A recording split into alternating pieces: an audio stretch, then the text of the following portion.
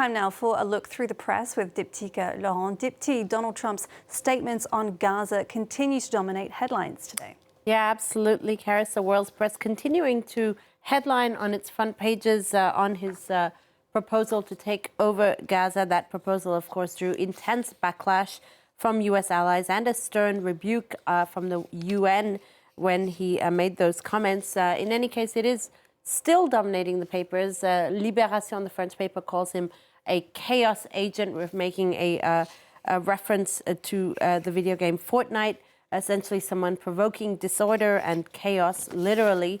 The British tabloid Daily Star, meanwhile, calls him a wingnut leader of the free world who's proposing to solve a decades-old Middle East problem by turning Gaza into a luxury holiday resort.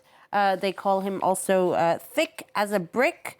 So some pretty scathing words there. This is from Haaretz, the center-left Israeli daily here, calling his proposal impractical, illogical, and illegal. Also, in this article here, the paper says that his statements, there are some fears at least that his statements could negatively impact the upcoming second round of ceasefire and hostage release negotiations between Israel and Hamas. So there's a bit of worry about the fallout there.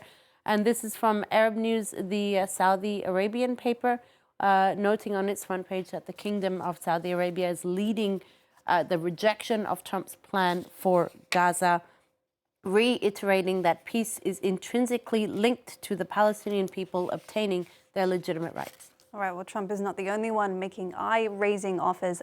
This week, the president of El Salvador offered to open up the country's supermax prison to U.S. prisoners. Yeah, absolutely. President Nayib Bukele offered the U.S. use of the Cicut prison. This is a notorious mega facility that actually opened in 2023. Excuse me, and this is from the Wall Street Journal today, which sort of gives us a description of what this prison is like. It houses thousands of Salvadoran gang members, reminding us that it's a facility where prisoners have no rights to visits from family or their children. They sleep on stainless steel cots that are stacked several layers high in large cells. And when it first opened, the president released videos of on social media of handcuffed inmates, shirtless, barefoot, tattooed bodies, shaved heads being corralled by prison guards, conditions that actually sparked accusations of a lack of respect of prisoners' rights. Of course, for the moment, this offer of opening up the prison to U.S. would-be prisoners is just an offer, but Donald Trump has said the legal basis for such a proposal would need to be studied.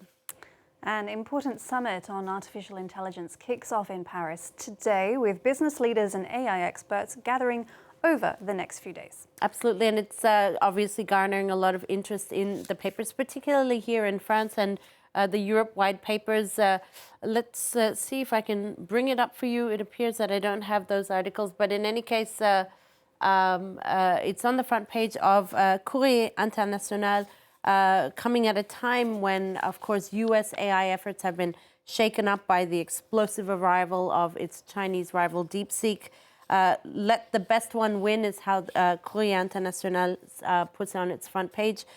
The French newspaper L'Opinion also notes that when it comes to AI development, France and Europe are still lagging behind.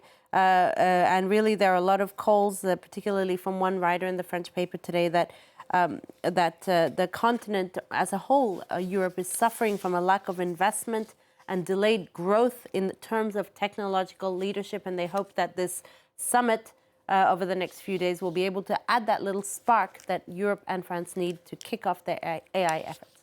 All right, well, staying in France then, Olympic gold medal winning biathlon athlete Martin Fourcade has renounced presidency of the 2030 Winter Olympics in France. Yeah, that's right. And it's a big blow to the campaign. His desisting of the presidency really coming after in a campaign that's faced quite a few setbacks. The Games will be held in 2023 in a host of French cities across the Alps.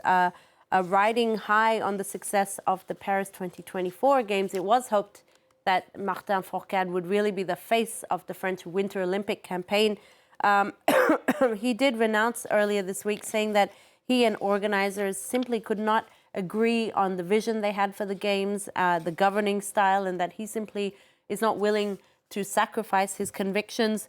This is from the French sports paper L'Equipe, which says that discords over the environment were also a contributing factor. An environmental protection advocacy group dedicated to combating climate change in the Alps hailed his decision to withdraw from the Games, and they actually cited an email that he had sent to founding members urging that the Games in 2023 take into consideration the ecological and environmental challenges, and he felt that this vision was just not shared by all.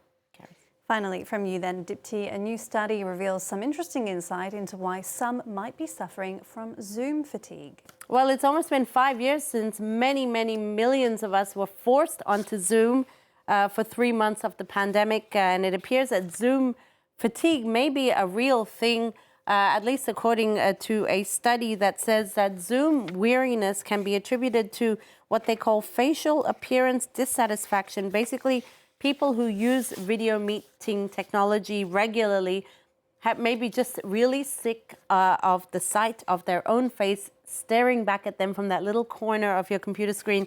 It's also led to an increase in people using filters or avatars to mask their appearance. Other studies say that some people even went a step further, using cosmetic surgery to physically alter their appearance, brought in part, of course, by an excessive use of video meeting technology. That seems quite extreme. Well, something I can understand, having to look at my face staring back at me. Dipti, thank you very much for that.